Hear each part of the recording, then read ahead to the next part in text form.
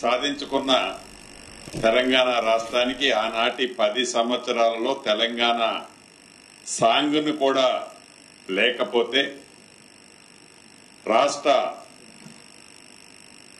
సాంగ్గా ఎవరైతే అందశ్రీ గారు జయ జయ హే తెలంగాణ సాంగ్ని రచించటమే కాకుండా తెలంగాణ రాష్ట్ర జాతీయ గీతంగా దాన్ని అనౌన్స్ చేసుకొని కొద్ది నెలల్లోనే వారి మధ్య అకస్మాత్తుగా మన మధ్య నుంచి దూరంగా కానరాని లోకానికి వెళ్లటం జరిగింది. ఆ కుటుంబానికి ఈ రాష్ట్ర ప్రభుత్వం, రాష్ట్ర ప్రజలు రుణపడి ఉన్నారు. ఆ రుణాన్ని ఉడతా భక్తిగా తీర్చుకోవాలి అని ఈరోజు కేబినెట్ లో వారి కుమారుడు దత్తసాయి గారికి డిగ్రీ కాలేజ్ అసిస్టెంట్ ప్రొఫెసర్ గా రాష్ట్ర కేబినెట్ ఉద్యోగాన్ని ఆమోదించడం జరిగింది. అదే రకంగా ఎక్కడైతే అందశ్రీ గారి అంతిమంగా ఏర్పాటు చేసిన ఆ ప్రదేశాన్ని ఒక స్మృతి వనంగా కూడా ఏర్పాటు చేసే అంశాన్ని కూడా రాష్ట్ర కేబినెట్ తీర్మానించటమే కాకుండా ప్రతి పాఠ్య పుస్తకంలో ఫ్రంట్ పేజీలో అందశ్రీ గారు ఏదైతే రచించారో జయ జయ హే తెలంగాణ గీతాన్ని కూడా ప్రతి టెక్స్ట్ బుక్ లో ఫస్ట్ పేజీలో ప్రింట్ చేయాలని రాష్ట్ర కేబినెట్ తీర్మానం చేయటం జరిగింది. అదే రకంగా ఇంతకుముందు మా సహచార మంత్రులు వివేక్ గారు వచ్చి మాట్లాడిపోయారు. ఆ అంశానికి సంబంధించి కూడా రాష్ట్ర వ్యాప్తంగా ఉన్న 4 లక్షల మంది కార్మికులకి ఒక పూర్తి భద్రత భరోసా కల్పించే అన్ని అంశాల పట్ల డీటెయిల్ నోటు మీకు పంపించే ఉంటారు.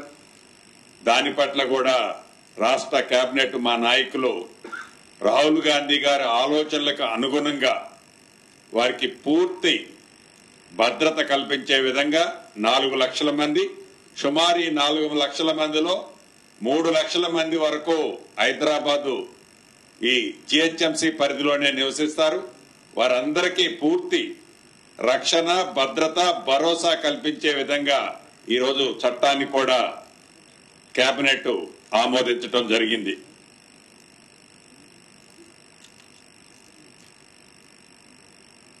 ఇక ప్రధానంగా కొన్ని నెలల నుంచి ఏదైతే కాంగ్రెస్ పార్టీ మా నాయకులు రాహుల్ గాంధీ గారి ఆలోచనలకు అనుగుణంగా బీసీలకి, బీసీ కుటుంబ సభ్యులందరికీ స్థానిక సంస్థలలో 42% రిజర్వేషన్ కల్పించి ఎన్నికలకు పోవాలని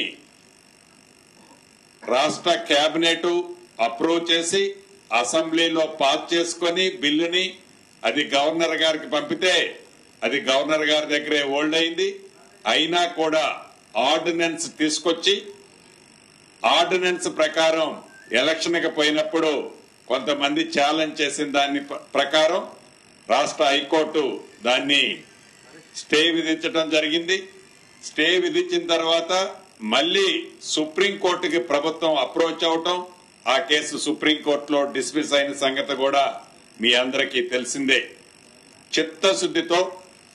చిత్తశుద్ధితో ఈ ప్రభుత్వం బీసీలకి 42% రిజర్వేషన్ కల్పించాలని శత విధాల ప్రయత్నం చేసిన కేంద్ర ప్రభుత్వ సహకారం లేని కారణంగా కేంద్ర ప్రభుత్వంలో ఇక్కడ నుంచి ఏదైతే రికమెండ్ చేసిన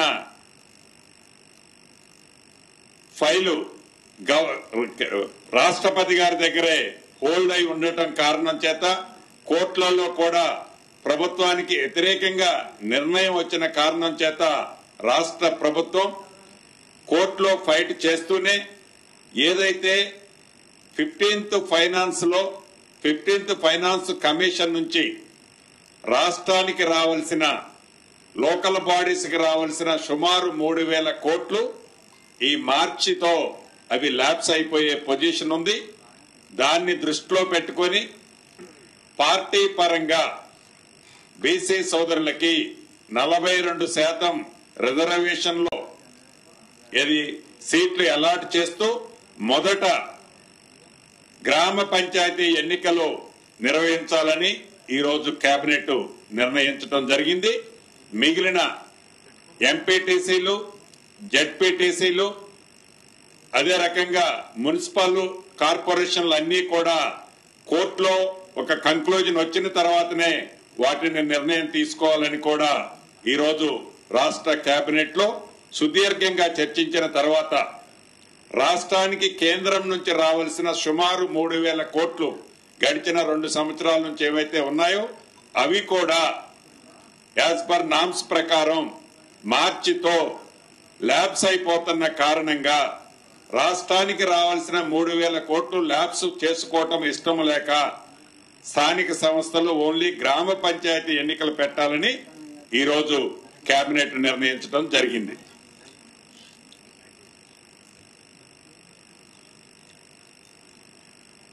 అదే రకంగా ఎస్ఆర్ఎస్పి స్టేజ్ 2 మెయిన్ కెనాల్ కి రామిరెడ్డి దామోదర్ రెడ్డి గారి పేరును కూడా గతంలోనే గౌరవ ముఖ్యమంత్రి గారు స్థానిక ప్రజల కోరిక మేరకు ఆ జిల్లా ప్రజాప్రతినిధుల కోరిక మేరకు ఏదైతే ఇచ్చారో ఆ అభ్యర్థిని అక్కడ స్టేజీ మీద అనౌన్స్ చేశారు. దాన్ని ఈ రోజు రాష్ట్ర కేబినెట్ కూడా ఆమోదించడం జరిగింది. అదే రకంగా ఏదైతే ఔటర్ రింగ్ రోడ్డుకి ఓఆర్ఆర్ కి ఇన్నర్ సైడ్ ఉన్న ఏవైతే ఇండస్ట్రీస్ ఉండి ఆ ఇండస్ట్రీలు వివిధ కారణాల చేత షట్ డౌన్ ఉండి ఇండస్ట్రీస్ ఉండొద్దు అని కొన్ని నియమ నిబంధనలు outer ring road inner side industries ఉండొద్దని నియమ నిబంధనలు ఉన్నాయి. వాళ్ళని రీప్లేస్ చేయాలని గతంలోనే వాళ్ళకి నోటీసులు ఇవ్వటం జరిగింది. ఏవైతే industries lands outer ring road లోపల ఉన్నాయో వాటిని మినీ యూజ్ జోన్లుగా వాటిని చేయాలని ఆ చేసే దాంట్లో కూడా ఆ ప్లాట్ ఉన్న ఫ్రంట్ నున్న రోడ్డు విడ్త్ను బట్టి దానికి రాష్ట్ర ప్రభుత్వానికి కొంత ఫీజు కట్టే అంశాన్ని కూడా ఈ రోజు కేబినెట్ ఆమోదించడం జరిగింది.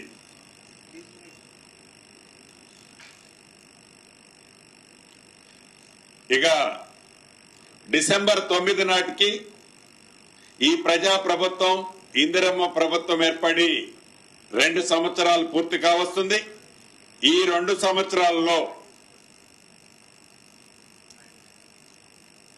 పేదవాళ్ల కోసం సంక్షేమ కార్యక్రమాలతో పాటు రాష్ట్ర అభివృద్ధితో పాటు హైదరాబాద్ కోర్ ప్రాంతంలో అనేక అభివృద్ధి కార్యక్రమాలు ఏవైతే చేపట్టామో వీటన్నిటితో పాటు ఇండస్ట్రీల పాలసీని గతంలోనే అనౌన్స్ చేశాం. ఇండస్ట్రీల సమ్మిట్ కి సంబంధించి ఇతరత్ర అన్నిటినీ 4th సిటీ ఏదైతే ఉందో అక్కడ ఒక global summit 8th, 9th December 8th, 9th నాడు 2 సంవత్సరాలు పూర్తయితున్న సందర్భంగా 8th, 9th నాడు గ్లోబల్ సమ్మిట్ ని ఏర్పాటు చేయాలని దానికి కావలసిన ఏర్పాట్లన్నీ యుద్ధ ప్రాతిపదిక మీద పూర్తి చేయాలని ఈ రోజు కేబినెట్ లో నిర్ణయించుకోవడం జరిగింది.